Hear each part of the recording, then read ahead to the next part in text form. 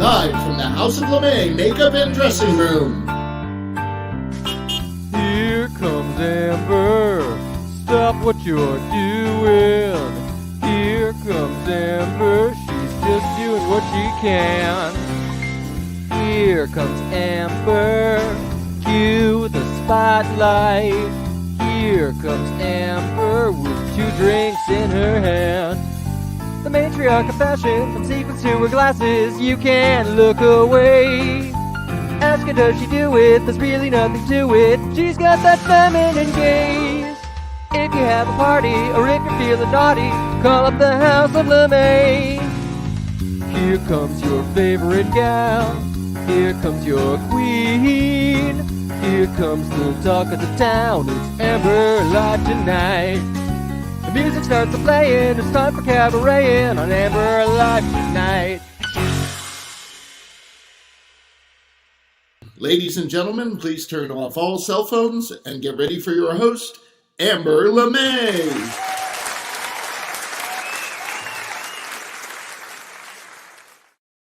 Hello. How was your long weekend? I tell you, I enjoyed mine, but I'm looking forward to tonight. But let's do some housekeeping first. Let's like, share, subscribe. Let people know you're watching because they're not going to want to miss this show. But you know what? If you have missed shows in the past, go over to amberlive.tv and you can catch all of my past shows, including last week's great show. You got to check that out with the Broadway boys and our chef that traveled around the world. So yes, check out that show. But oh, do we have a show tonight? Russell. Hi, Amber. Hi, Russell. Oh my goodness. Do we have a great night planned tonight? Oh, yes, we do. It's going to be a lot of fun. Okay. Oh, look, Big J's here. Yay. Oh, that's right. It's Big J's birthday. Yeah. Oh, my goodness. Yes. Happy birthday, Big J. There we are. That was the last public appearance that we made before everything was shut down. That was a Mardi Gras party at Three Needs. And Big J was there, and we had a great time. He was doing his Michael Jackson moves. And Lieutenant Governor David Zuckerman was there, too. We got our picture taken with him. So that was a great time. So happy birthday, Big J. Thanks for watching. So, Russell, any other news from your end? Well, first of all, there's always our bustiers. So we do love to thank everyone who supports Amber Live, our bustier club, our real super bustier, Rial, who is always at the top of the list. And then this week, we have some repeat bustiers. Larry Lamori gave us another bit of support to help us out and keep us going.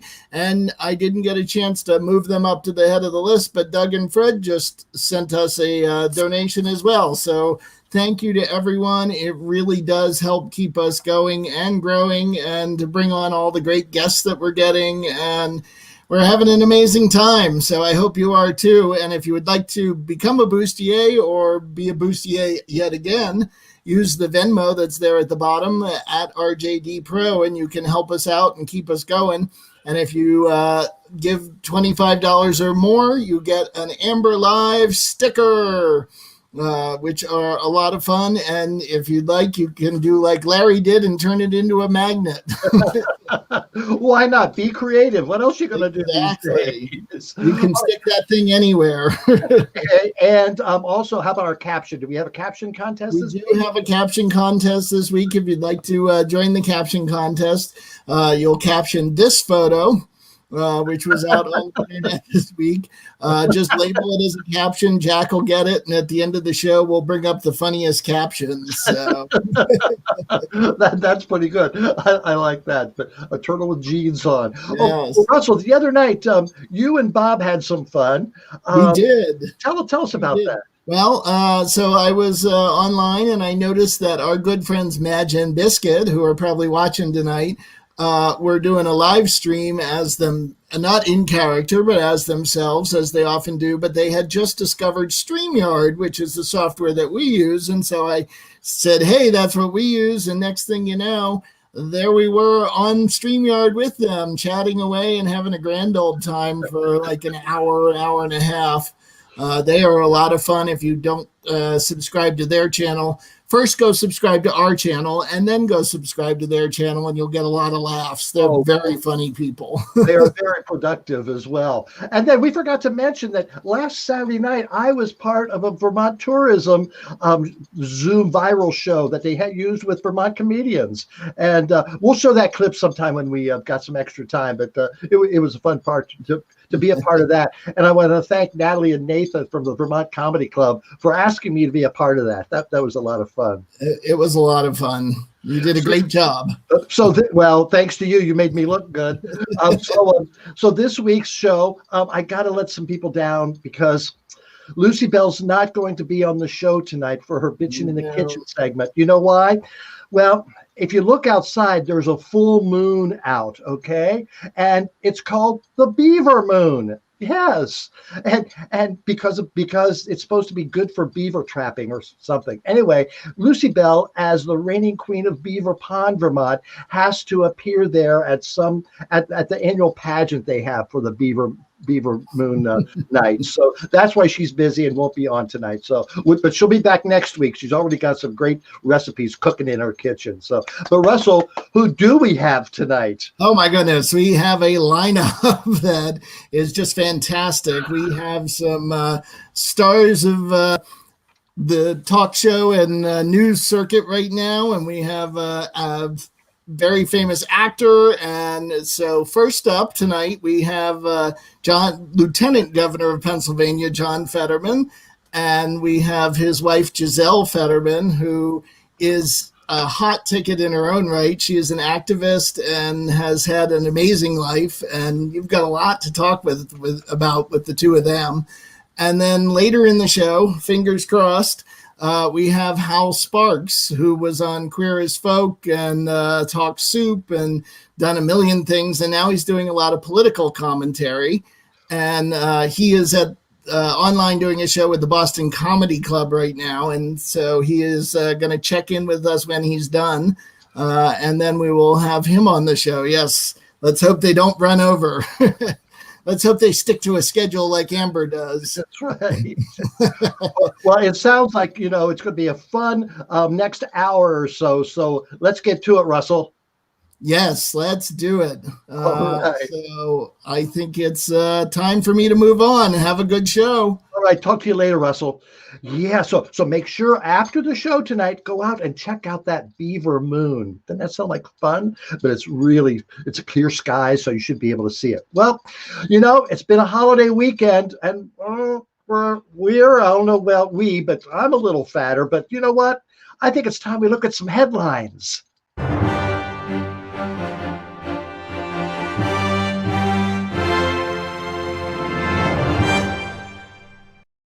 So Waffle House, America's most deliciously named food-themed restaurant, has teamed up with the Oconee Brewing Company to make bacon-infused beer. Yeah. Now, this is the best move the Waffle House has done since dedicating its house to waffles. How is it in 2020 this is the first time we're doing this? I mean, humans have had bacon for centuries, and only now we're fixing it with beer? Bacon goes with everything and on anything. It goes with food. It goes with fashion. Lady Gaga knows that. Remember that outfit? Hell, put it in perfume and I'll wear it. Even Donald Trump would be better with bacon. But still terrible, but at least he'd smell like bacon. So 2020 has had some hits. But we got bacon and beer. Donald Trump lost the election several times. And the pandemic cut down the number of shootings over a 200-foot television screen at Walmart. I mean, there are some good things. However, it was Black Friday, and even during a global pandemic, we still got someone being an asshole shopping for Christmas gifts. Cops got called to a Jacksonville GameStop. Yes, it was a Florida man, and he left a chair to mark his place in line and then came back with more people to stand with him. The crowd complained, the guy got physical, and the cops were called in to nerd wrangle the upset Xbox crowd. It's 2020. Who's the fruitcake standing in an actual physical line? Everyone else is ordering their deals online except for some ding-dongs in Florida. Anyway, speaking of ding-dongs, ding-dongs. Denver Mayor Michael Hancock had to ask forgiveness from his constituents when it was discovered he had flown to Mississippi for Thanksgiving. Now, this was after he pleaded with citizens to stay home. Apparently, he tweeted, "Avoid travel," 30 minutes before his plane took off. Well, actually, it's not a bad strategy. If I had the influence like a mayor of a major city, I would definitely use my power to convince people not to fly just before I did. It practically guarantees you'll have an empty row. Come on, who wouldn't abuse that power? Yeah, it was not a good week for local governments. California Governor Gavin Newsom was caught at a fancy dinner party at a winery, despite ordering bars and restaurants to shut down across his state.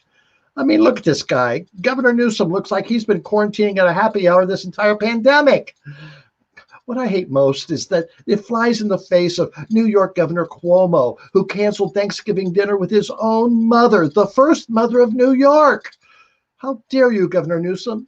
How dare you, Mayor Hancock? Speaking of Donald, the election grabbed me by the pussy, Trump. Well, I did mention him once earlier. And he's going to just go away quietly in a few weeks, and I won't have any reason. Well, anywho, President Trump held a press conference to say Happy Thanksgiving to the troops. But for some reason, they sat him at what can only be described as a presidential kiddies table, where he indeed acted like a grumpy toddler who had too much pumpkin pie and was in need of a nap. He shouted at a reporter who asked if he would concede the election. "Don't talk to me like that. I'm the president." "Not for long, bub. Now go lay down in front of the TV and let Uncle Joe fix everything you broke." And that's this week's headlines.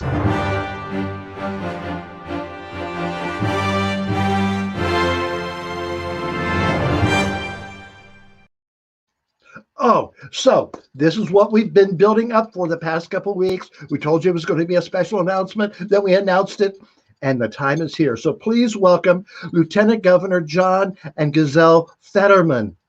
Please. Hello there. Hi, Lieutenant Governor. Nice seeing you. Can't hear you. Can't hear you. Yeah. We just lost a tooth. Yeah, Show your little. Yeah, he just lost a tooth. So Oh. literally 2 minutes before we came on, so we got that taken care of. So yeah. Well, tell the tooth fairy I said hi. Oh, we absolutely will. So Governor, you had some breaking news in Pennsylvania that you were talking to other press right before we went on. Can you tell us about that? Well, one of the state senators that was helped spearhead that meeting in Gettysburg, that whole snake handling kind of crazy, talk about the election. Unfortunately, and very seriously, he's contracted COVID. He went to the White House and they test the president, everyone around the president for COVID, and he tested positive. And it's very sad because he had this large event indoors at a hotel ballroom, and none of them were wearing masks. And and again, I absolutely, sincerely, and truly wish him a speedy and uneventful case. But I just don't understand, in this day and age, under these situations, why we would choose not to take this virus, given that we had over 250,000 more empty chairs around this country's this past Thanksgiving. It's just awful. It really is. It really is. Well, thank you for taking the time to talk to us tonight. Oh. So, Lieutenant Governor, how did you become Lieutenant Governor of Pennsylvania? Yeah. Where did it start? Yeah, well, I mean, the simple answer is that I campaigned, and I was lucky enough to be chosen by the voters of Pennsylvania. But I really just always wanted to get involved, and it sounds corny, but just make the world a better place. And I started out as a program director, helping young people, get their GEDs and get their first jobs, driver's licenses, and things like that. And then I decided to run for mayor of the town that we're in. and it just went from there. And So what town was that? Braddock, Pennsylvania. And How big is Braddock? Braddock's a small town, but it's very historic because I'm sure you've all heard of Andrew Carnegie, the great steel magnate that really helped. He was kind of like the Bill Gates or Jeff Bezos or Steve Jobs of his day. He actually built his first mill here in town, and it's actually home to the last steel mill in all of Western Pennsylvania. We live across the street from it right now, actually. Well, how cool! So you ran for mayor of Braddock. How your first time you ran and you won? Yeah, I won, and I served several terms. He won by one vote. One vote. So did you beat an incumbent? I did. I beat an incumbent, and several terms later, I ran for lieutenant governor and won in 2018. And it's a great honor to serve. And I don't have to tell you, these are strange days for any number of reasons. And now we are in this fight where in the first time in the history of the republic, you have a sitting president that refuses to concede an election, despite all evidence to the contrary that he soundly lost it. And I don't understand. What if this was happening in any other country in the world? How would we be reacting? What would we be saying to that country? We would be like, oh God, I'm glad we don't live, in that shithole. Crazy. Like, it's just to your point. It's just so humiliating that this idea that just because you don't like the outcome, that somehow means there was fraud. I mean, like, it's just so disingenuous and so destructive. And what I said during this whole turbulent time is that this isn't free speech. This isn't a quest for the truth. This is yelling fire in a crowded theater, and it needs to be treated as such. This is not free speech. This is dangerous, it's harmful, and it's intentionally destructive. Exactly. So, when you talked about how you defeated an incumbent by one vote, that reminds me of a certain Vermont politician who ran for mayor and he beat an incumbent by 10 votes, and then went on to become a congressman, a senator, and almost Democratic candidate for the president, Bernie Sanders. Yeah, well, I just hosted an event actually a mile from our house here in Braddock with Senator Sanders, 3 weeks ago? It was right before the election for Joe Biden. So yeah, he was just here, like I said, just 3 weeks ago. So Bernie's a proud son of Burlington, and we're very proud of him. Other than Ben and Jerry's, I mean, it doesn't get any bigger than does it? I mean, no, it doesn't. And we got Ben and Jerry too. And Burlington, you and I, we were just speaking before. We eloped in Burlington back in 2008. So, and we go back every 5 years. So we love Vermont and Burlington. So why did you choose Burlington to escape to? Oh, I love Vermont. Like if things ever didn't work out in Pennsylvania, I would love to be the newest resident of the Green State. I just have always loved Vermont. And it was just a road trip. And we got married in the front yard of a justice of the peace up there in Burlington. And again, was one of the best times of my life. Oh, that's great, because I wish I'd known, because I'm a justice of the peace. And when I heard that, now you tell. Well, maybe after we're 13 years. Maybe our 15th we'll have a vow renewal that you could preside over. Oh, it was so funny when I heard that you got married by a justice of the peace. I was racking my head. Did I marry him? But I checked, and it was a female. And I checked a few of my female friends who are justices of the peace, and none of them. It wasn't any of them. So I'm curious to find out who that was. It was a very nice older lady, and we did it in her front yard. In fact, she actually even picked a couple flowers out of her garden and gave them to Gisele. So and I will look up her name in the. Okay. Should be in the certificate. So it was just part of reason number 943 that we love Burlington and Vermont, and it was just great. And I saw that you were back here for one of your anniversaries, and there was a beautiful picture of Gisele, and I could tell you were at Lunig's restaurant. Oh yes, Yeah. We went there the night right after we got married as well. That's where we had Yeah. dinner. So we always go back and we always get a glass. They have these glasses you could take home. Uh-huh. We always take one back. You have good taste. I know you have good taste if you went to Luning's. That's one of my. Sure. You know, she ended up with me, so let's not say she has great taste, but, but nevertheless, yeah, no, this isn't schmaltz. I mean, like, genuinely, you know, love Burlington and go back there as often as we can, and every 5 years, that's our you know, like every fifth wedding anniversary, we go back to Burlington. So you have a date coming up with you next time we're in town. I'd love that, and I'll take you a tour of the town too. Some places that you might not have found yet. So Gisele, I do want to say that you are one very lucky person. Do you know that? Because I rarely let anyone more pretty than I on the show. And you're coming close, girl. You know? It only encourages her. You know, that's not helpful. It only encourages her. So how did you two meet? You want to tell? I'll tell my story. I don't even want to talk about this. I came to visit Braddock. I had read about this community, and you know, I was doing work at that time in food justice and food access out of Newark, New Jersey, which was another city that had seen its challenges. And I was curious about the work that was happening here, and I had never read about a city that lost so much. Braddock lost 90% of its population, its buildings, its businesses. So I wanted to see what that looked like or that felt like. And I arrived to visit. And of course, he fell madly in love with me as I entered the town. And here I am. Which isn't true.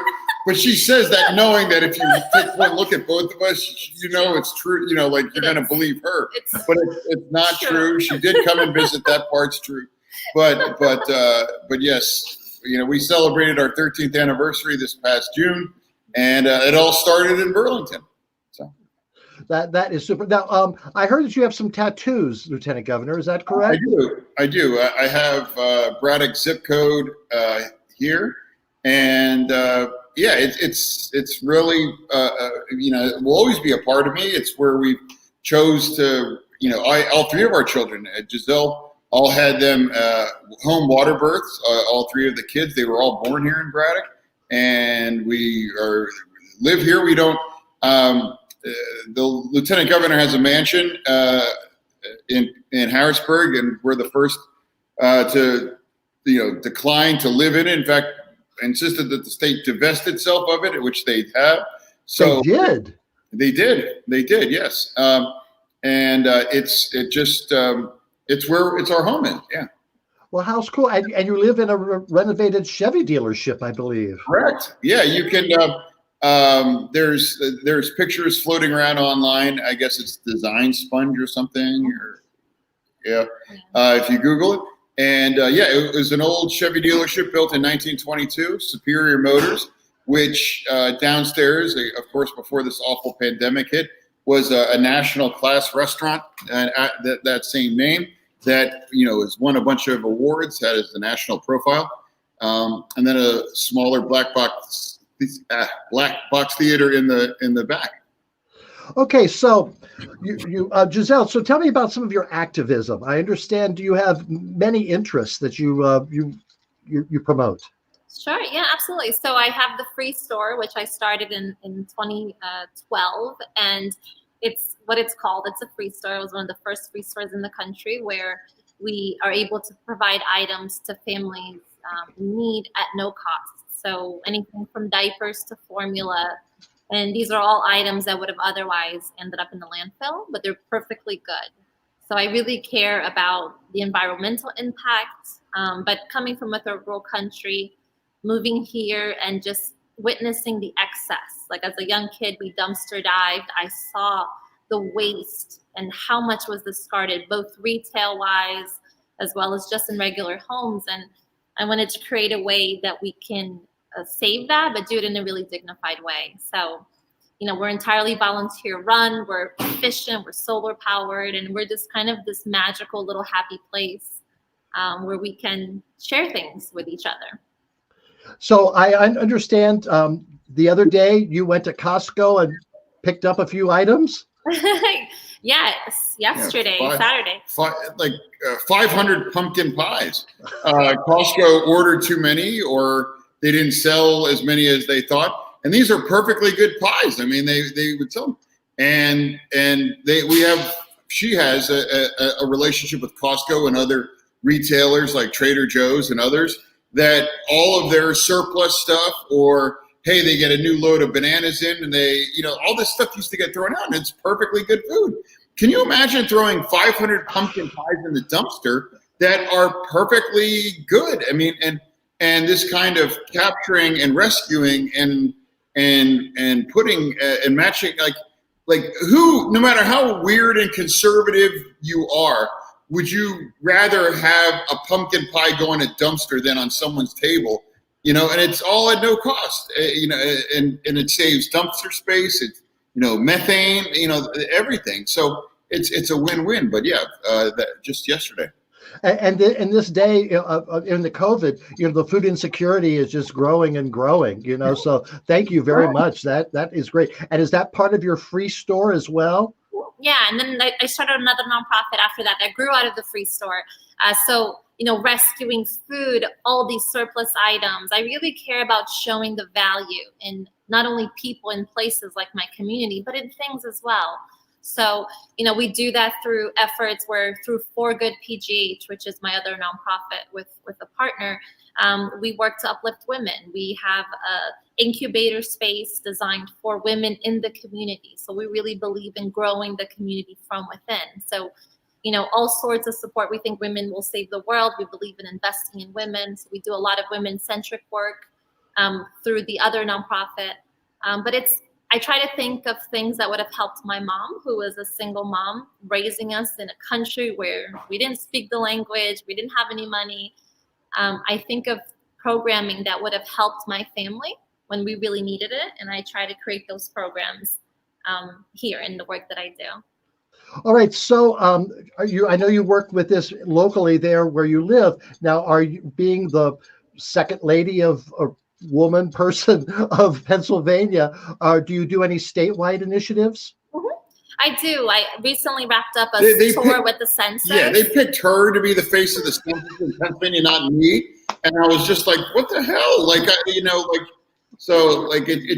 It's part of an ongoing pattern where she's everyone's favorite. Parents love me more, for sure. It's true. So I just wrapped up a tour with the census where we really work to get everyone counted. I get to live my truth and tell my story. I came to this country as a young immigrant. I'm a former dreamer. I lived in fear for a really long time, and now I get to kind of really live openly. So I'm grateful for whatever platform I have for however long to work on these issues that I really care about. So, Lieutenant Governor, I understand that at one time you had two flags hanging outside your office that the Republicans didn't like. Can you tell me about that? Sure. My office has a large balcony that's kind of like prime real estate in Harrisburg that you basically can't walk into the Capitol without walking underneath my balcony. So I hang, the first time ever in Harrisburg, I hang the Pride, the Pride and Trans Pride flag off the balcony. And I'm also a big fan of legalizing weed, which you guys, of course, and marijuana flags. And this so incensed my Republican colleagues that they literally changed the law to try to ban that practice. And of course, it's absurd on its face, where like what they're going to, unless the Pennsylvania State Police has like the gay flag division to come see them, I don't know who they would even call to make me take them down. So we ordered some great new ones. They just arrived the other day. So we're going to redouble those efforts to do that until Pennsylvania acknowledges that everyone deserves equal protection under the law, and that we give our residents the freedom, the revenue, the justice, the jobs that comes with legalizing weed too in Pennsylvania. Where does Pennsylvania stand on that now? We have work to do. I mean, and it's a similar refrain where it's the Republicans that keep jamming these things up, and these things that are self-evident as far as I'm concerned. This idea that it doesn't matter, who you love, how you identify, or, criminalizing the use of a plant or any of these things. It's just absurd, and it's counterproductive, and it should be part of this shared basket of beliefs that, that I don't understand why it's even a debate. I don't know why it's considered progressive or whatever. It's just basic. It's equal protection under the law, and it's just common sense as far as I'm concerned. So, do you fear any thing that the current president might do before he leaves office that could hamper any of your favorite issues? I don't. And his time is over, and he's just unfortunately going out in a very undignified and damaging way. But he knows too. Like nobody in this country knows better than he does that his time is up. He knows that. And he is more than happy to, again, create as much damage as he can on the way out. But now that we know and we can expect it and we can plan on it, I think that'll minimize the kind of what would have been unthinkable 4 years ago and even unfortunate 6 months ago is now kind of like, whatever. I mean, we expect it, and it's still going to go. I mean, they're still going to try to do the whole electoral college thing, and they're moving their snake handling jamboree to Arizona tomorrow, and then the snake handlers go to Michigan. So part of this, like, I don't know what it is, this sad traveling, carnival barking that they try to stir this up when, what would be helpful for their cause would be actual voter fraud, which they haven't been able to produce it at all. Now, I understand the lieutenant governor of Texas offered a big reward for anybody who could prove voter fraud. My dude in Texas was like, I want voter fraud, and I'll pay $1 million, reward if you can demonstrate voter fraud that leads to criminal charges. And I was like, well, hey, dude, we got 2 cases in Pennsylvania. They both happen to involve Republicans voting for Trump on behalf of either dead or living relatives, which is hilarious, but that is immaterial because it demonstrates just how rare and how hard voter fraud is to perpetrate. So what are you going to do with your share of the $1 million? He just ghosted us. Like we went to collect. And we were all going to donate it to the Greater Pittsburgh Food Bank, but he of course stiffed us. But we delivered on our end. He said he wanted fraud. I'm like, here, dude, here's the fraud. And I guess he wasn't sincere. But what is true, and the good news, if you can call it that, is 1, no voter fraud. And 2, a month after the election, with hundreds of lawyers and millions of dollars at their disposal, that's all they got. I totally understand. So believe it or not, you're not the first Pennsylvania politician I've had on my show. Back before the election, I did a show with a lot of GLBT related candidates, and your own Jessica Benham was a guest on my show. And that was exciting to have her, and she was elected. Yeah, I'm looking forward to her taking it over in the House, and she's great. And I mean, there's lots of reasons, and she's one more to be optimistic. And some of these things that I just wish we could just add to this collective basket of understanding in terms of public policy and what an empathetic, society would want for all of its residents. So she's great, and she's the first LGBTQ and autistic state rep in Pennsylvania's history. That's amazing. And I've mentioned him many times, but could you put in a good word for Brian Sims for me? I always like looking at him. For sure. Yeah. Brian, of course, Brian's very, never shy about sharing how he feels about things. He's out in front as always. All right. So I have one more question. After the election, when the Democrats didn't get as many House or Senate seats as they thought they should, Someone, I believe she was from Virginia, said that we can't call ourselves democratic socialists. That's not working. What are your feelings on that? Well, I respect anyone that calls themselves a democratic socialist. I respect any, this idea that you want to blame anyone. I would never blame a more conservative member or a more liberal member or anyone member. He or she has the right to represent their own districts in a way that they believe that they were elected to do. I don't like the kind of circular firing squad mentality of, well, it's your fault that I lost, or it's your fault that I didn't do this, or whatever, because we're in a post-truth election world right now, and it's like look, we have a president saying that this was the greatest rigged election in the history. I mean, like truth is becoming increasingly less relevant. So they're going to say whatever they're going to say, and I don't think after the year we've had, I don't want our guns trained on anybody metaphorically, but certainly not amongst Democrats. So it's a matter of represent the people to your best of ability and what you believe and what you want them to articulate. And, that's fine. Great. All right. Well, I'll let you guys take a little break and go tend to your son's tooth and go back to the green room, and we'll be back and bring you back on because we want you to talk with Hal Sparks. So thank you so much, and we'll talk to you later. Thank you.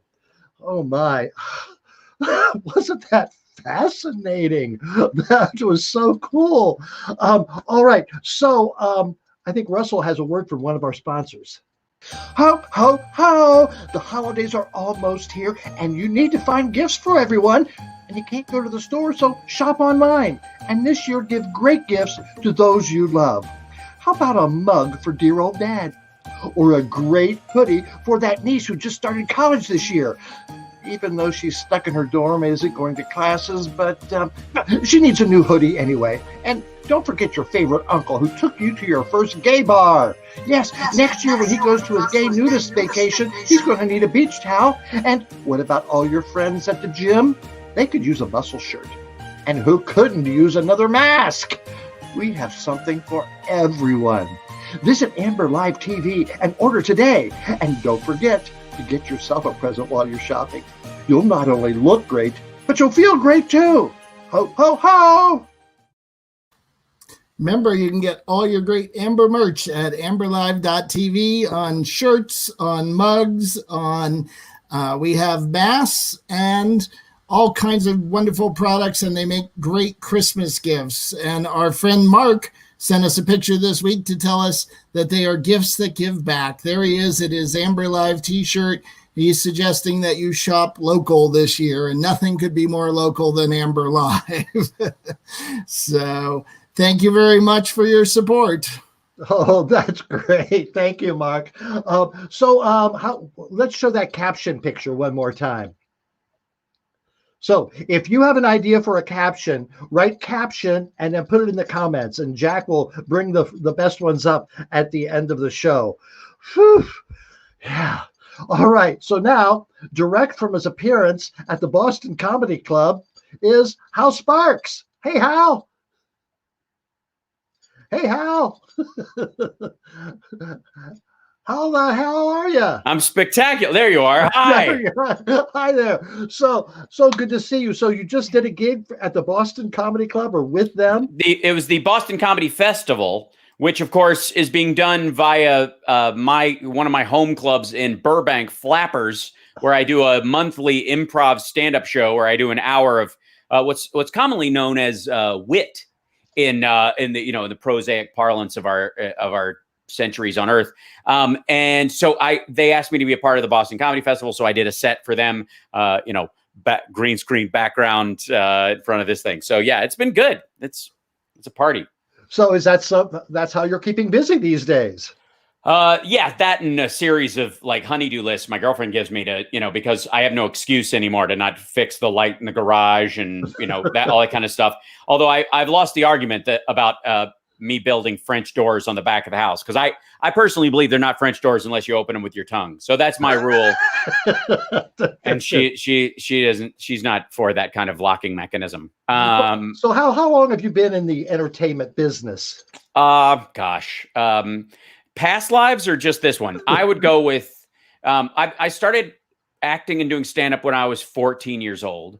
I did my first professional stand-up gig when I was 15. I did my first professional acting job when I was 16. And then I just kind of hoofed it until I broke through on Talk Soup in 2000. And so everything was, I called the 90s the Sisyphus years. Because so Talk Soup was your first big thing. Well, it was the one that stuck. See, I had a bunch. The reason the 90s were, as much work as they were is because I had a lot of shows. I had a lot of things happen, but then they would backslide into nothingness. So I would get a show, or I'd get a manager that was great, and then, they would quit the biz or get arrested. There were all sorts of like weird moments where I was like, I got it. No, you don't got it. And so I learned a permanent form of resilience because of that, though. And I've always, my dream as an actor, honest to God, is to be like Hume Cronin or Mick, like Burgess Meredith, or Alan Arkin. I want to be the old guy in the movie. And that takes a long time. I can't rush that. No, you can't. So you've had a lot of projects since then, and I'm sure you get a lot of people coming up to you on the street, go, I know you, I know you. So Sure. So what do you tell them? Well, if they say that, then they actually know my name and they know everything about it. The only reason they're confused is because I might be wearing a mask. Although I will say that these days, it's really, this is the time to find out how famous you are.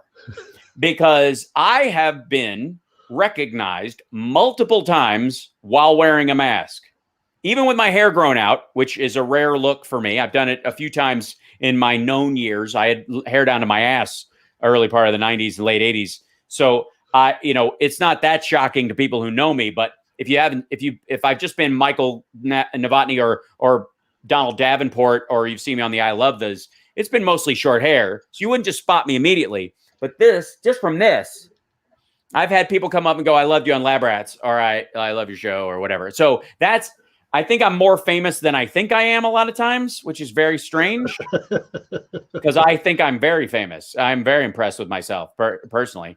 But yeah, so the thing, nobody knows me from, everybody either knows me from multiple things because ubiquity is my only tool. I didn't grow up in the business. I don't have any relatives in the business. I didn't get a leg up anywhere, So I have a lot of pockets of fans that know one thing, or overreaching fans that know everything. And it's a great place to be because it's nice to have people come and go, I love your show. And I have to go, which one? So I know a lot of my friends know you from Queer as Folk. Sure. So tell me something. How'd you get involved with that? Yeah, it was extraordinary. Honest to God, I was on Talk Soup when they were casting Queer as Folk initially, and no one would audition for fear it would ruin their career. And, they were having a really hard time casting many of the roles, not just Michael, but it was tough. And luckily, I was fired from Talk Soup, and I got Dude, Where's My Car right after that. And I was filming Dude, Where's My Car when my agent at the time and my manager both presented the script to me, and they said, they're still trying to cast this. They haven't found anybody. We don't think it's a good idea, but we know you, and we know that you'll appreciate it. And it was a huge hit in England. It's very critically acclaimed. It's a very important script. But everyone else we represent is turning it down because it will ruin their career. And I said, well, I don't have a career. I have a legend, and that's more important. And so I read the script. I thought it was fantastic. I was very impressed by the writing and the content. And it passed what I would call the Malkovich test for me, which is it doesn't matter whether it will be popular or whether people will like it or not. Is it a good piece of work that deserves doing?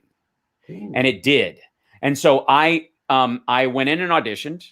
Now, they only saw me because the execs liked me from Talk Soup. They didn't think I could act. I hadn't done dramatic work that they had ever seen. Most of that was plays I did in Chicago, right? I'm a stand-up, and I just got off of doing the Talk Soup for a year, where I'm doing largely sketches and hosting, and I was shooting Zoltan and Dude Where's My Car in a bubble wrap jumpsuit.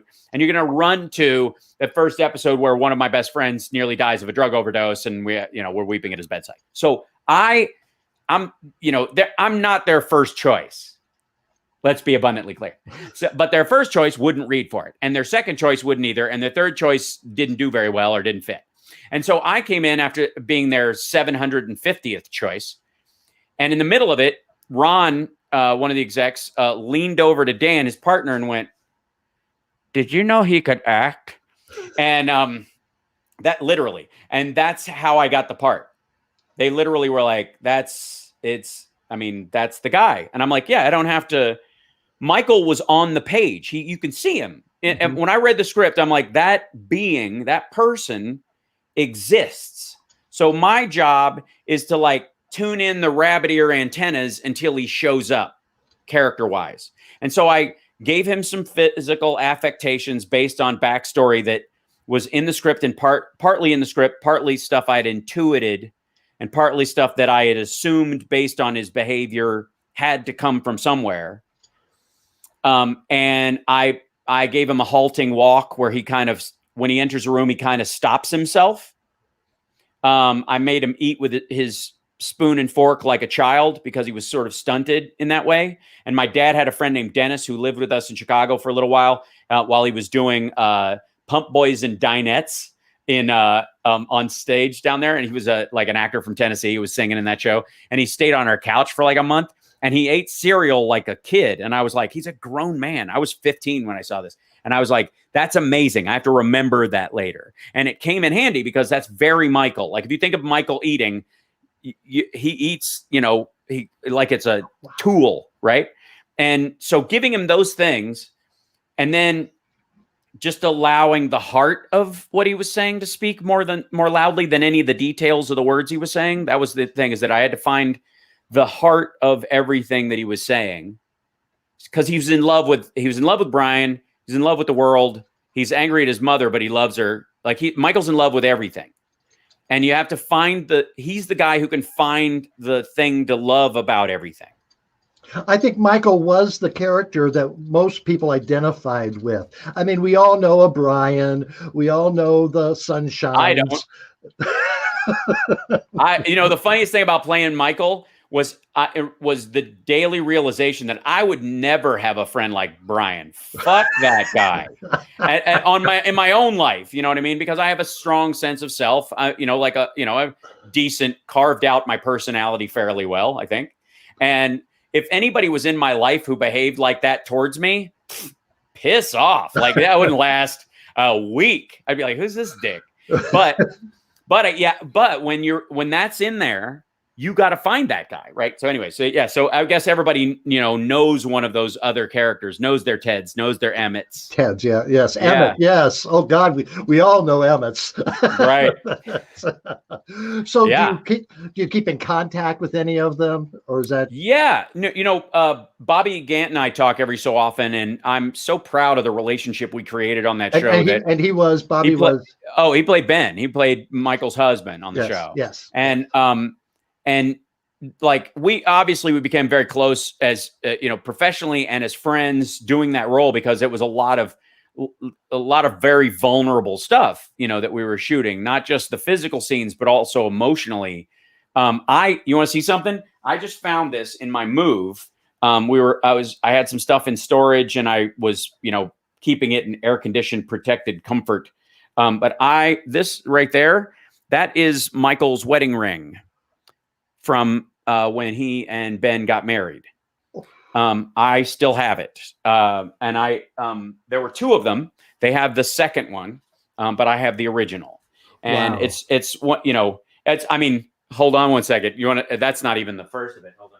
This is probably the thing, more than the ring. I think this little piece of memorabilia is something people will appreciate. I have this up on my boy, this right here. This is wardrobe.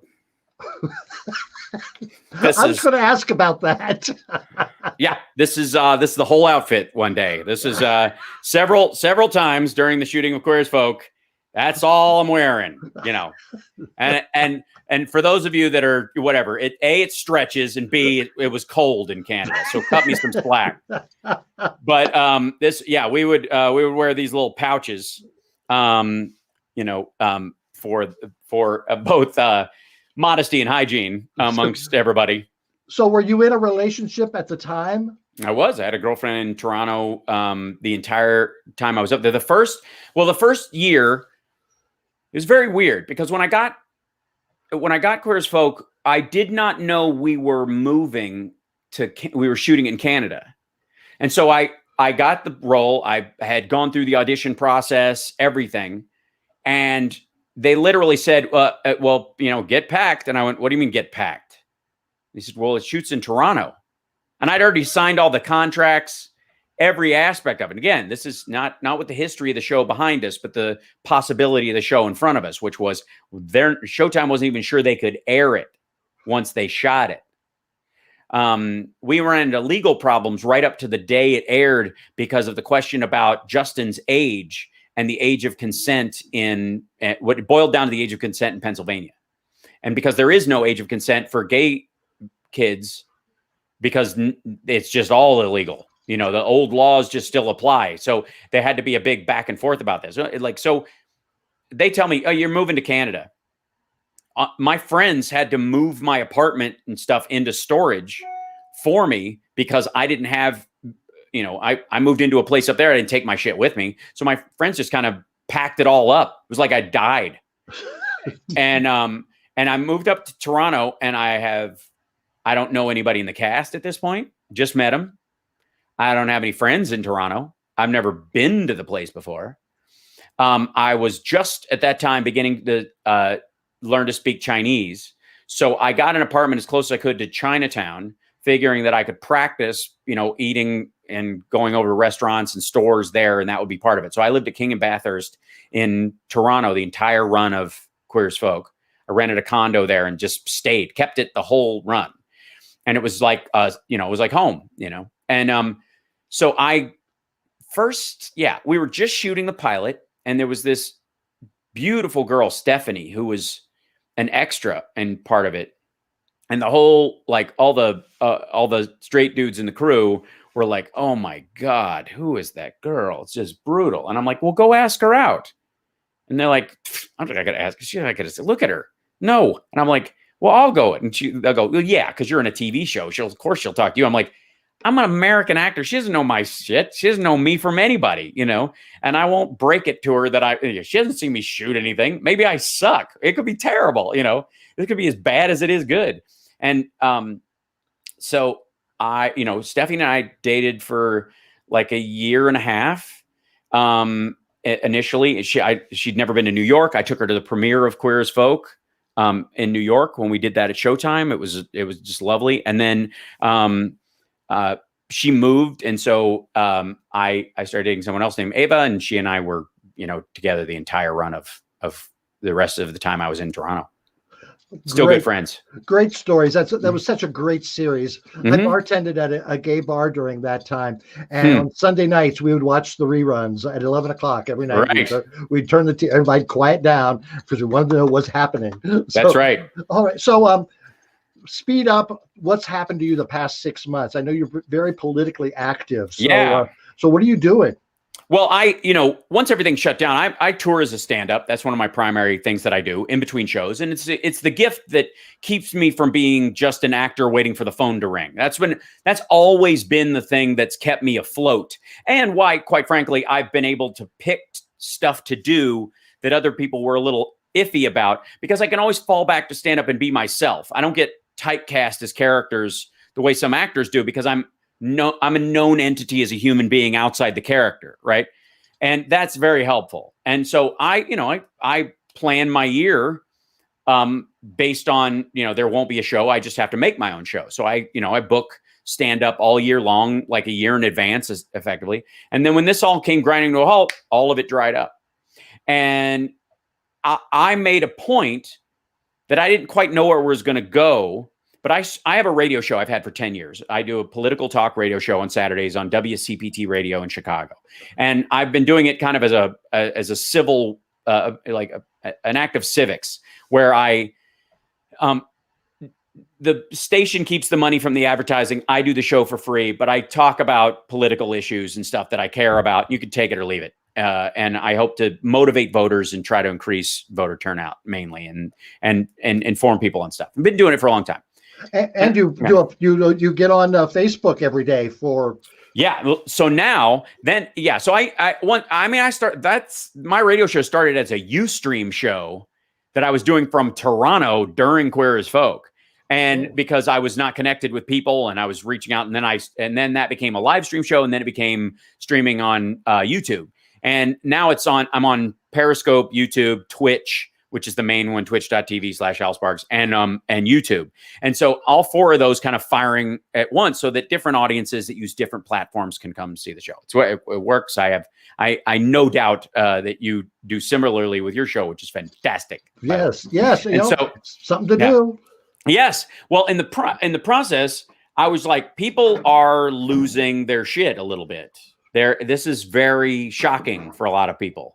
And it's very hard to deal with. And I went, well, maybe at least with my fans and the people who like my radio show, I have my setup here. I can just stream every day during lockdown, right? That was like, maybe I'll just do that. I don't know how long it'll last or what we'll end up doing, but we'll just do it for the time being, right? And hopefully we won't have to do it for very long and things will go back to normal. But if they don't, maybe it helps me cheer some people up. Right. And all right. So I don't believe you've appeared at the Vermont Comedy Club yet. No. You need to. It's a beautiful club run by wonderful people. And so make that on your tour the next time you're in the area. I insist. So let's bring I see Gisele still in the dressing room there. So let's bring Gisele out. Have you two met before? No. Hi, Gisele. Hi, Hal. It's great to meet you. Nice to meet you as well. And I loved watching you and your husband both on the news talking about this ridiculousness, the current unpleasantness we're all going through. And I have to say, you both handled it with a plum and class and humor. It's great to watch. He's so sad he's missing. He had to take a call, so he's like, "Tell him I love him." Oh, that's great. Well, I adore both of you. It's great. I have an important question for you, Hal. How does it feel to be the creator of this? I mean, like Pittsburgh. This is where I am. This is huge here. Like, I know. Say, my God, I did this. It was the weirdest thing. I have the Zoltan Bucks jersey that I have. I've got a Pirates jersey with Zoltan on the back of it. I threw out the first pitch at one of the games. We did that. The whole stadium did the Zoltan. The fact that became a thing. So, this kind of ties together because Queer as Folk and Dude, Where's My Car debuted the same weekend. Same weekend, both of these projects came out at the same time. So you could not be more ridiculous career-wise as far as a divergence in what's showing up. And this thing, so they had a thing in the call sheet. They needed a symbol. They wanted all the Zoltan cult to do something kind of like Star Trek. They wanted to do like a Vulcan salute kind of thing. But they couldn't figure out what it was. They didn't know what the thing was. They didn't want it to look like a gang symbol. But they were like, we can't figure out what we want them to do something, but what is it? And they put a thing in the call sheet that said, whoever comes up with it gets $29.37. I think is how much it was. We're going to give you $29.37. Whoever comes up with the Zoltan hand thing. And so I went, well, it's my cult. Clearly, I should be responsible for coming up with the thing. So I went home that night and I literally sat down and got a notepad and I was like, all right, what can we do? And I originally had this two Vulcan versions of things where you got it. That was too complicated. A lot of people couldn't do that. And so I was back and forth. And eventually I was just like, a giant Z will get the point across as fast as anything. Pow. And so I came in the next day and I was like, boink, this is what we do. Everybody goes Zoltan. They go, Zoltan. And they were like, that's amazing. We're doing it. And years later, out of the blue, somebody messages me and goes, the Pirates are now using your Zoltan hand symbol anytime they hit a base hit or a home run. And there's like hundreds of pictures of people, like I slide. have a t-shirt, and I was like, should I wear it today, or it's going to be kind of creepy? It's not creepy at all. It's fantastic. I can't tell you. And of all the things that I do, and I'm very glad that I think Jim Carrey put it best when they go, how does it feel when people run up to you on the street? And he goes, people always show me their best selves. It's a beautiful thing. They try to imitate him. They're trying to be funny, but they always really try to show up and go, hey, you made me laugh. And with Michael on Queer as Folk, everybody's so gracious and lovely about him. And with Zoltan, I used to be sitting at a restaurant and then like 10 teenagers would walk by and then they would run back and go, Zoltan, and then run away. And then this added another level to it where people were buying T-shirts with it on towels. And I have to say, it blew my mind. Now, this is the interesting part. So my girlfriend, her family is from Pittsburgh. And there's a Soltis Lane that her dad built all the houses on there by hand with his relatives. Like that's how long they've been there, just outside. And they're Pirates fans and all this kind of stuff. And this thing came up, and they like taking her grandmother, who's since passed, to games. And I said, well, let me reach out to them and see if I can just go and take everybody because of the Zoltan thing, just to take her to a game. And we have all these wonderful pictures. Like I said, she passed away last year. And we have all these wonderful pictures of my girlfriend and her mom, her grandmother, like, doing this in the dugout of the Pirates game that they got to go to. And so there's just the way it all tied together just makes me believe that there are gears in the universe that work in spite of all things. You know what I mean? That just some stuff just clicks together. So odd. Queer as Folk took place in Pittsburgh, theoretically. We shot it in Toronto. I mean, these both came out on the same day. The Zoltan thing becomes part of the Pittsburgh Pirates. If we just shot Queer as Folk later, people would have been doing the symbol from my movie thing. And it's so weird. It's just so weird, but beautiful. So, all right. Yeah. So I'm a Pirates fan as well. I've got stories about that. Anyway, so I was going to ask if you'd ever been to Pittsburgh, and obviously now you have. I had never been before I shot Queer as Folk, or even during, because for whatever reason, it just didn't work out that way. And I insisted that I was going to make it to Pittsburgh before the show ended. That was my goal. I was like, I'm going to get down there and do something, either it's stand up or something. And we were always shooting or always doing something else. And then my band played the finale of Queer as Folk in one of the bars downtown. My band opened, and then we played the final episode of Queer as Folk for everybody in Pittsburgh. That was my first time in Pittsburgh, was my band playing there. That was, yeah. So, all right, I'd like to ask a political question of you two. Sure. What is your sincerest hope January 20th? What happens on January 20th? Oh, well, I mean, Biden's going to get sworn in, and he's going to undo a bunch of, he's got a lot of paperwork to do that day. He's going to be undoing a lot of executive orders and reestablishing some normalcy. That's really what his day is going to be like. It's literally just going to be like, okay, fuck that. Like, that's what it is. Like, no more kids in cages. There you go. Paris Climate Accord. Here we go. We'll go back into that. That's really it. On a personal level, it's hard to say. Gisele? I'm looking forward to normalizing like decent people again, right? Like I caught Biden on TV and I was like, oh my God, he sounds so nice and normal. Like what? Like I got used to this nonsense for the last 4 years, and that's become normal, and I hate that. Yeah. I want that to go away. I look forward to hearing someone sound presidential and kind and compassionate and not having to like check Twitter every day to see if we're in World War IV. This idea that we have to worry about our president's behavior every single day is absurd. And I have a lot of respect for civil servants and elected officials. I really do. At their base, like just choosing to do that. I don't have a chip on my shoulder about quote unquote politicians. I think that's childish. I think long-term public service is a great career choice for people, and it's a skill people develop over time. There's a reason why you elevate up, mayor to congressperson to senator and on up, because you learn the skills necessary to manage the kind of things that are there. But the fact that we become anti-civil servant is a little weird to me. But in the process, I agree. I think it would be lovely if we go back to semi-boring in our world. We check in on the president about every 10 days, not every 6 minutes is the goal. So, yeah, I think for me it was so sad. So I'm an immigrant from Brazil, and my whole time living in this country, my family all have dreamt of coming to America, right? Like it's a regular conversation every time I spoke to them. And one day they were just like, "We're good." And I was like, you know what I mean? They were just like, "We don't want to move there anymore." All right. Dark Sage 9117 has asked that he says that they say I voted for President Trump twice for economic reasons only. I also was a very outspoken critic of his many times. I called him out on many vile things he said. I do not condone racism at all. I also do not back the wall he wanted and many other political positions he has.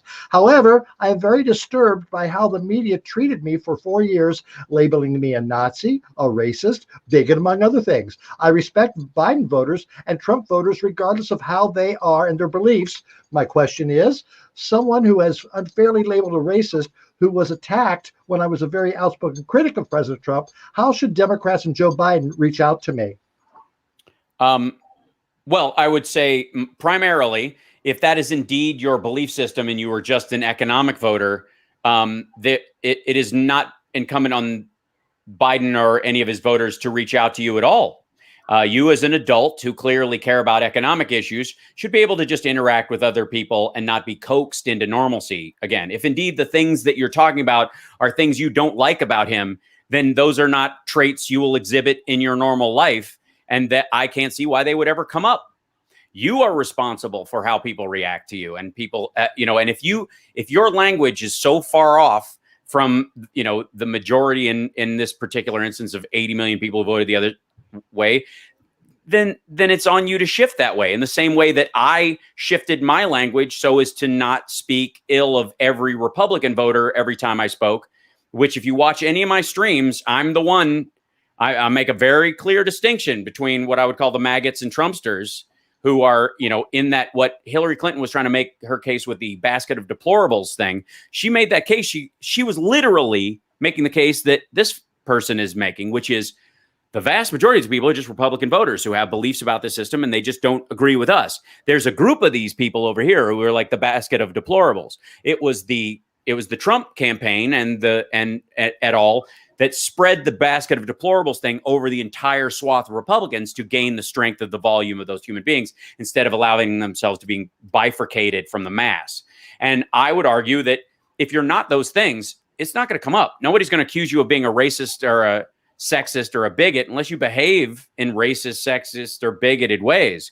If you voted for Trump simply for economic reasons, your problem isn't that you're racist, or sexist, or bigot, is that you're comfortable with racism, sexism, and bigotry in a way that other people aren't, and they're going to have some questions for you. Right. They're going to go, "Why is that okay?" And what's the big economic huge difference that Trump is somehow giving us as a gift? That literally more people on food stamps right now than any time in our history. So, Gisele, how would you reach out to that person? I would say, I'm sorry if you have felt that way, but I would challenge you to also think about other people when you vote. Mm-hmm. I think that's really important. When I vote, I think about who is the most vulnerable that my vote will impact. And I think it's really important to care about other people. So I would challenge you to maybe go out of your comfort and go outside, just your home and think about your neighbors as well. And I think a lot of that was created by our president. There was a point where you could vote differently and you can believe in different things, but you could still be kind and civil to each other. Right. This has come directly from the president that you voted for. So, thank you for saying that you've pushed back against a lot of the things you saw, but hopefully this is where the healing begins. And we get back to that place where we can disagree and still be kind and respectful to each other. Amen, Gisele. Amen. So thank you both so much for being on the show tonight. Of course. Hal, I do have a proposition for you. Well, that always happens. If you would ever want to get the cast of Queer as Folk together for a reunion, I'm here every Sunday night, so would love to be a part of it. I would crowbar as many of them in here as we possibly could. I have no problem with that whatsoever. Okay. And by the way, Gisele, tell John I'm a big fan and give him a hug for me. And I know this, in all seriousness, sometimes when you handle stuff well, people don't realize the pressure and difficulty that actually exists. And I think that's what I'm impressed with both of you, is that I know there's genuine stress and in some cases genuine danger in dealing with some of these things sometimes. And I just, to be able to be as sort of open-hearted as you are, and as as sensible as the two of you are together, and still maintain your wit and charm about you, is a skill in and of itself. And I appreciate that every time I see either or both of you on my television set. I'm just saying, genuinely. And Gisele, I have a question for you. Is it a proposition too? Sure, John's gone. Right. So, no. Look out. In 2 years, John's term as lieutenant governor will be up, and there will be an open governor's office and an open Senate seat in Pennsylvania. What are you thinking about? I think we're exploring both things, but see, currently I am Slop, which is the second lady of Pennsylvania, right? Mm-hmm. And I need the name that's going to sound best for me. So that's how we're going to make this decision. So how can I improve Slop? Right. Well, Flop is pretty good. Flop, from slop to flop. Yeah, that, honest to God, Gisele, that is your autobiography title. From Slop to Flop, how you can live your dreams in the wonderful Commonwealth of Pennsylvania. I'm just saying, I'm a marketing genius. All right. Thank you so much. Give John my love and appreciation. Thank you so much. What a great show. I hope you'll both come back sometime. I insist. Thank you. Thank you. All right. Cheers. Thanks, Gisele. Oh, wow. I could talk or let them talk for another hour, but I know you've got things to do. So, but I know we have someone else waiting for us. Rocco. Hey, Rocco. Sorry to keep you waiting there, Rocco. Nothing. That was fantastic. Are you kidding me? I could listen all night. Oh my goodness, such great eye contact. I feel like an idiot even being here after that. Yeah, I feel like an idiot. That's true. So how was your holiday weekend, Rocco? It was weird. Why is that? Working, reading books to nurses because they couldn't be home with the families. And then, I come home and I got to make myself a turkey sandwich. Whatever. But, so what would you like to talk about tonight? Well, now it seems irrelevant because that was so fantastic. But anyway, I was talking about because, it's the beginning of the Christmas season. Am I right? Yes. Yeah. And, what do people do in the beginning of the Christmas season besides shopping? They put up decorations. Now, what a joyous time of year that is, unless it's the pain in the ass that it becomes for me every year. And why is that? Have you ever tried putting up multiple lights on a house? It sucks. Let me tell you something. First of all, you got to untangle this shit. And then you finally do. And guess what? None of it works. None of it. So you got a big bunch of lights either you already put up or you're just holding on to saying, I don't know what to do. And none of it works. So you got to go to the store and buy more of that crap that ain't going to work next year. And then, you know what? I don't know if you noticed, but there's this term out there called blow mold. Now, when I first heard this term blow mold, I was thinking it's one of those strange addictions, like some guy who gets off on blowing mushrooms. I don't know. A fungi blowing a fungi. Hey, you don't got a thing. But no, I was wrong. It turns out I've even got blow molds. I got so many blow molds, it's ridiculous. These things, what the hell? The angel of death here, it doesn't work. It doesn't light up, and apparently her wings are blue. Get the hell out of here. But this lovely little bitch works. Light up my life. Anyway, those are blow molds. Did you know that, Amber? I did not know that. No. I picture you blowing mold a little more. Yeah, this show's still on, you bastard. What's the matter? You can't hang out for Rocco? Mark?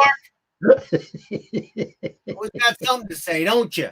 Anyway, so you fall off the roof, you break some limbs, things like that. Anybody who's put up Christmas lights knows this is a typical hazard you got to deal with. So, what's the best thing to do? Screw it. Just throw the whole damn bunch of lights on the front lawn, plug them in, and say, Merry Christmas, you fucking animal. So Douglas has asked, Rocco, don't you have people to do that for you? Yeah, I got people to do it for me, but it's kind of fun. You blast the music. You say, hey, I'm putting up Christmas stuff. Like when you're putting up the tree, do you want to sit on the couch with your scotch watching someone else do it? Yeah, probably. That would be the best thing to do. But sometimes you want to put an ornament on there or that light from Christmas Story, the leg with the lampshade, the prize that's fragile. You got to do it yourself sometimes. All right. So you have a big week coming up here. I know. I'm excited. December 2nd. You know what happens? Right? What happens? The McRib comes back. It's a freaking miracle. And what happens a week from tonight? I'm going to eat 3 of them. You eat 3 of them right here on the air. Yeah. Are you going to stack them up and bite into all 3 or just... Let's not get ridiculous. I got some class. One at a time. One at a time. We might have to space it out during the show and do reports during the show as you eat. Maybe we'll do it. Yeah, because I don't want it to be like one of those hot dog eating contests where you dunk it in the water and yeah. Make me sick. All right, we're talking McRibs here, not hot dogs. Let's have a little bit of decorum. All right. All right. Well, looking forward to that, and you have a good week, Rocco. You too, Amber. Okay. Hey, everybody out there. See you later. I want to see some pictures of your decorations too. That'll be fun. Just a pile of lights in his front yard.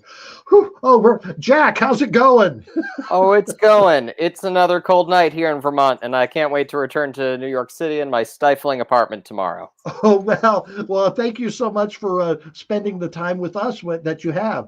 So how was the show tonight? Well, it looked like there was a lot of comments. I didn't have time to read them, though. It was a long show, Amber. You got to reel these guests in a little bit. Oh, they had interesting things to say, but yeah. Oh my goodness. I got shit to do.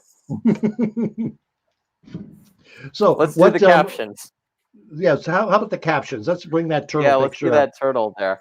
I did have some good ones, and that was part of the comments. We've got Larry who said, "Bitch McTurtle got some new jeans." Okay. And Craig had chimed in on that, and said it was hard to top that. Larry's been topped before. Better to be topped than bottomed, I guess. Zook said that the turtle ate so much that he had to put his jeggings on. Oh, Lucy Bell wanted to know about the Beaver Moon, and I think that was a Grandpa LeMay song. It's only a Beaver Moon. Yes. Well, Lucy Bell, we'll have to get a report from her because she was supposed to be at the ceremony tonight honoring the Beaver Moon. So we'll hear about that. We also had this being the turtle's Thanksgiving jeans. And finally, Mark, of course, said it was either wear this or my Amber LeMay t-shirt. Oh, he's a funny one, isn't he? And that's our show for tonight. All right. Well, thank you, Larry. Says best show ever. Oh, great. Well, it was a great one. So, Russell, come on in. I'm heading out, guys. Gee whiz, that was so much fun. Oh, it was. I had a great time. Oh, wait. We forgot to do my top 5. Oh, we did. Do you still want to do it? Oh, sure. Okay. Jack's gone, but we'll do it. Go for it. Okay, now these are the top 5 jobs Lieutenant Governor John Fetterman will work after he's done with politics. So, number 5, he's going to be the foil on a WWE Monday Night Raw ticket. Number 4, he's going to referee a UFC fight. Number 3, he's going to be the villain in the Marvel Universe. The number 2 things that John Fetterman's going to do after he leaves politics, he's going to dress up as the Mountain at Game of Thrones conventions. And the number 1 thing John Fetterman's going to do after he leaves politics, become the first husband after Gisele is elected president of the United States. And I think after seeing her tonight, we can all say that wouldn't be a bad idea. So, Russell, any comments on this show?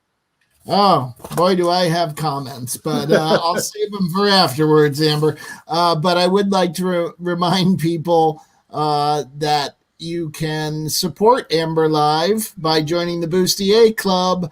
If you'd like to donate to the Bustier Club, it's Venmo at RJD Pro. It's very important to keeping us going. It certainly helps a lot. And if you send $25 or more, you get one of those lovely Amber Live stickers. So that Venmo is at RJD Pro. And we really, really do appreciate everyone who does that.